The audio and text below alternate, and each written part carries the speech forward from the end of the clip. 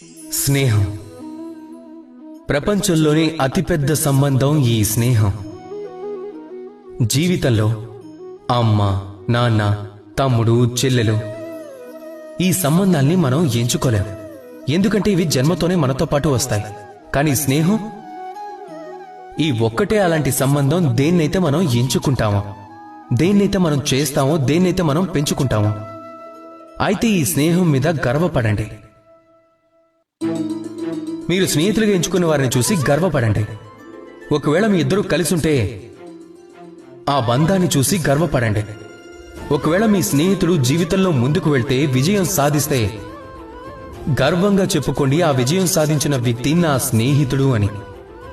ఒకవేళ ఏదైనా కారణంతో ఆ స్నేహితుడు వెనకబడితే, సమస్యల్లో ఇరుక్కుంటే, అప్పుడు కూడా గర్వంగా చెప్పుకోండి, అలాగే ఆ స్నేహితుడితో ఐక్యంగా నిలబడండి.